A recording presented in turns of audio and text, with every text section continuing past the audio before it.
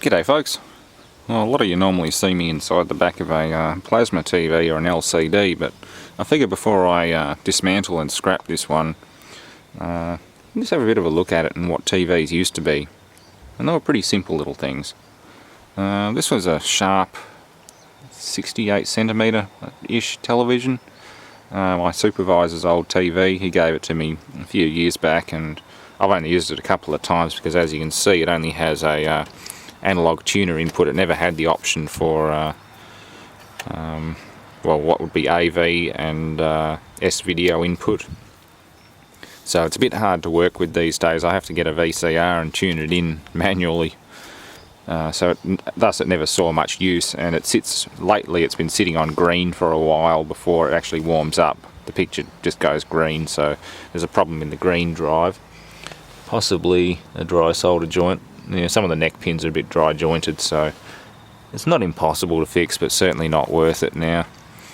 It's going to be harvested for parts and things like that, but yeah, I just thought you'd like to see a rare occurrence on my channel where I'm actually dismantling a TV and not shooting it. I did think about it, but my high-speed camera is actually out of battery, otherwise I would have turned it on and just thrown a large ball bearing at the front of the tube and seen what happened. At 1,000 frames a second, but the camera's dead and I can't find the charging cable for it, so bugger it. There's plenty more of these to go around. Anyway, it actually says made in the USA on the tube as well. Yeah, made in USA. I have already discharged this, by the way. I did have it on before, so it held charge. By the time I'd turned it off and actually got the back off, it still had charge in it. But yeah, it's a genuine Sharp tube. Funny thing is, I think he said he paid about $2,200 for this back in the day, and I comparatively paid $1,300 for my 46-inch Sharp Aquos 3D smart television, and that's a pretty good comparison. Sorry, no, he didn't pay $2,200. He didn't pay. What did he pay? He paid about $1,600 for it. Sorry, he paid $1,600 for this TV, brand new, straight off the shelf. It was a pretty good, top of the line model at the time, or almost top of the line. It didn't have the AV inputs, but comparatively, I didn't pay much more for mine. And again, it wasn't the low end model; it was the higher end of the 46-inch Sharps, but it was the last of that series. Like, they're not really selling the 46 inches as much as they are the 54s, 60-inch, the bigger ones. And Sharp is still a good company that make their own panels and things like that. The Aquos is a 4-colour LCD. It has yellow pixels as well as red, green and blue. So yeah, they're a good set, and just like this one, they last. Yeah, let's get this chassis out and have a closer look at it. It's held in place with snap hooks. Actually, not even snap hooks, it's actually got proper little locking tags. I'm not going to pop the tube, I'm just going to neck it and then break it up in the trailer. I'm just loading the trailer up for a tip run. Yeah, you can see it's fairly well made. There's a slim connector there for the power. Where does he go? Yeah, he goes straight back to the power supply. Yeah.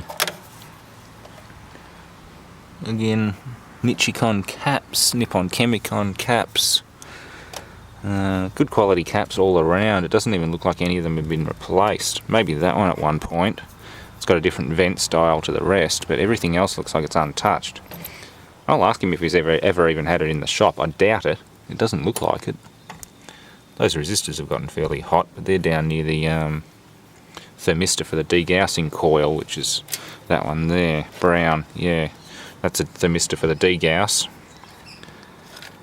There's some kind of large semiconductor there. It's a 9-pin semiconductor.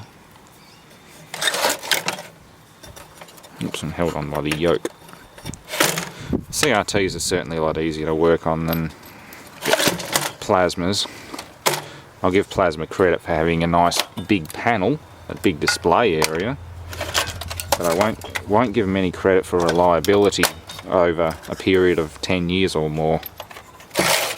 These ones here have the reliability. What is it? STR S6309.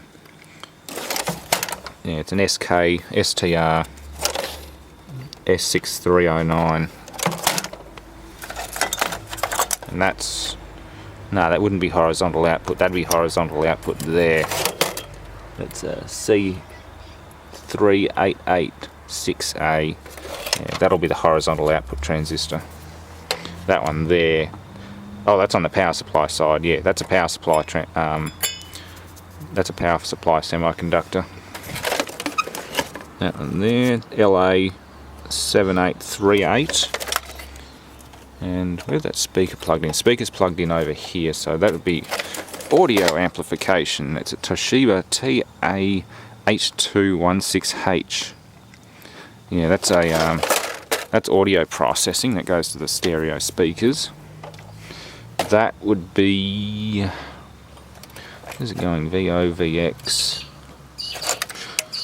Where are you going? It must be to do with drive for the horizontal and vertical output, or signal processing, and then it drives the horizontal and vertical. Yeah, there's not an awful lot to them. It's been ages since I worked on CRTs. Many years of resoldering neck boards and main boards and replacing caps and things like that. When I was much younger, of course.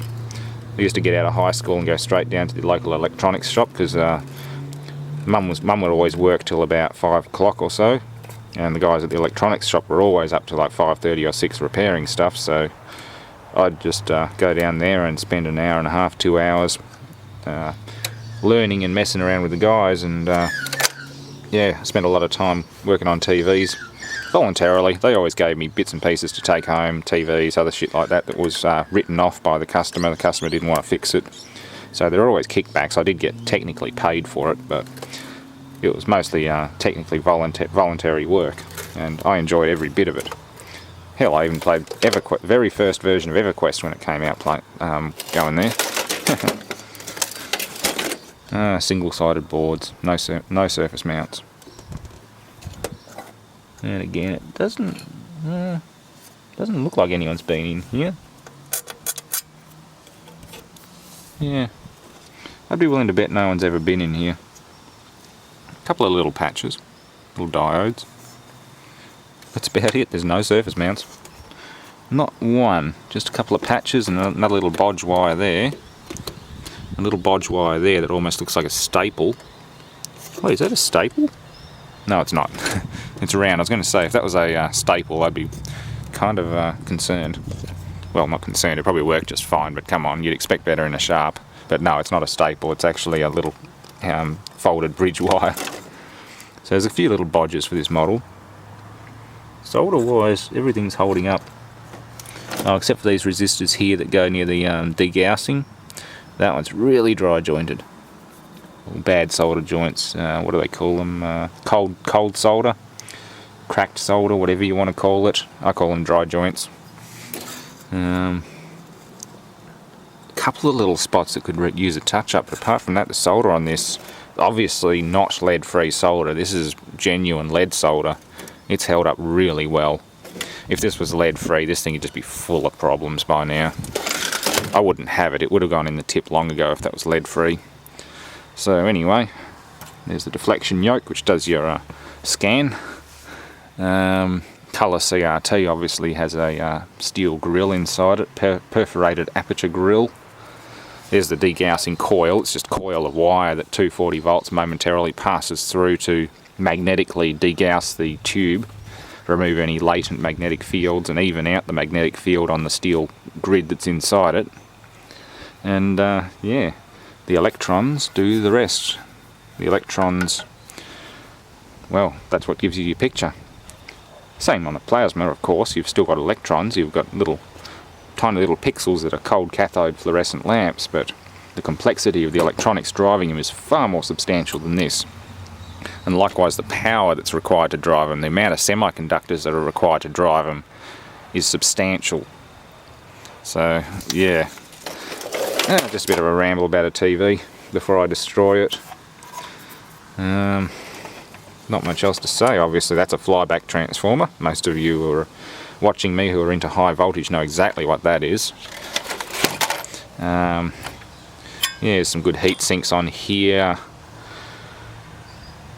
Not much else. I mean, the caps and things are that old, I don't know if I'd ever use them in anything. But the heat sinks are good. There's some nice high wattage resistors. There's a 12K 20 watt resistor. There's a 15K 5 watt. The old glass delay lines. I can pop the top off him.